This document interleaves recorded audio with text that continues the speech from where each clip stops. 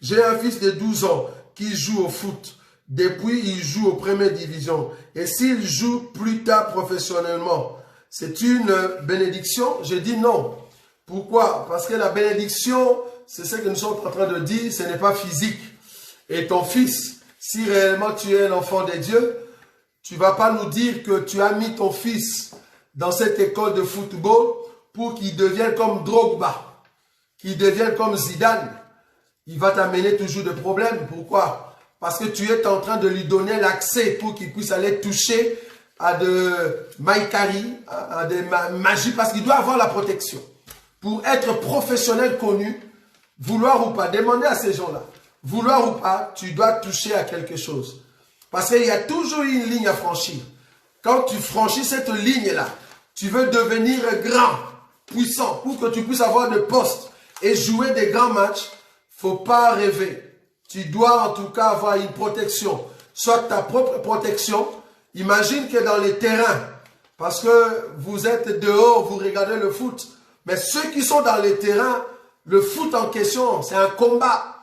Parce que les choses qu'ils sont en train de voir, toi tu ne sais pas le voir. Parce que chacun de ces joueurs-là, ils ont des protections. Et des protections des mondes kabbalistiques. Ils ont besoin de chaînettes bizarres. Ils ont besoin de prières bizarres pour leur protection. Donc si tu veux que ton fils soit protégé de la part du Seigneur, il ne faut pas l'amener jusqu'à arriver professionnel. Parce que c'est un loisir. Il ne faut pas me dire que tu as mis ton fils là-bas parce que tu veux gagner de l'argent là-bas. Non. Mets ton fils à l'école, qu'il puisse étudier. Comme ça, il va être ne fût-ce qu'un comptable, il aura de l'argent. Il peut être directeur, il aura de l'argent. Il peut être secrétaire, il aura de l'argent. Mets-le dans une école au lieu de l'amener dans une dimension où il va atteindre le niveau de Drogba et amener de fétiches. Parce que quand il va commencer à faire de prières, si on lui demandait sa maman, tu viendras nous demander des prières, hein, bien-aimé. Tu vas nous demander des prières. Que non, prier pour mon fils. Pourquoi? Parce qu'il est entré sur une route très bizarre. Parce que les amis qu'il va rencontrer là-bas, ce ne sont pas des chrétiens. Ce sont des païens qui vivent avec leurs fétiches. Ils dorment avec leurs fétiches. Il y a d'autres qui prennent leur maillot. Ils la mettent dans des cimetières. Ça dort dans des cimetières. Les matins, il les reprend. Vous voyez? Donc, ces gens-là seront ses amis. Donc, des gens qui prennent leurs habits, qui la mettent dans des cimetières. Bon, si vous n'avez pas de témoignages de ces gens-là, veuillez consulter quand même des joueurs, parce que moi je dis ce que j'ai vu. On a essayé de jouer au football, bien que ce n'était pas professionnel. On était encore des grands amateurs, mais on a touché à ces choses-là.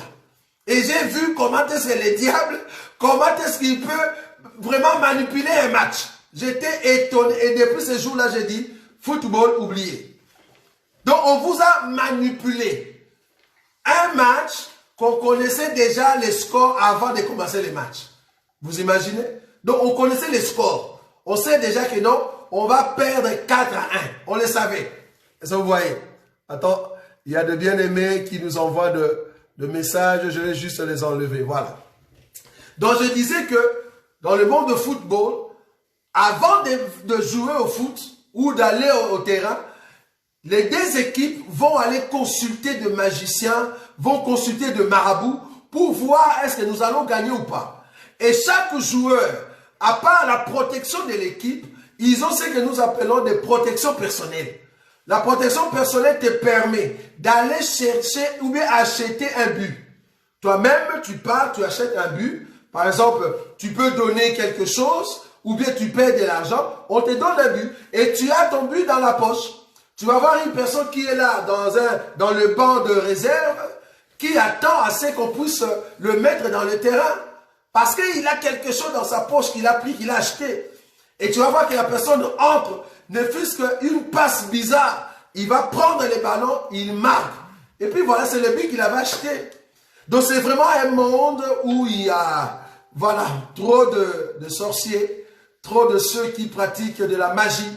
Donc, en tout cas, ce ne sera pas qu'on on peut pas conseiller à nos enfants d'aller jusqu'à atteindre le niveau professionnel pour avoir de l'argent dans ces choses-là, parce que ça va nous amener toujours des problèmes et ça va demander beaucoup de prières à la maison Pourquoi? Parce que l'enfant voit des gens qui commencent à voir des esprits. Donc, il faut faire attention.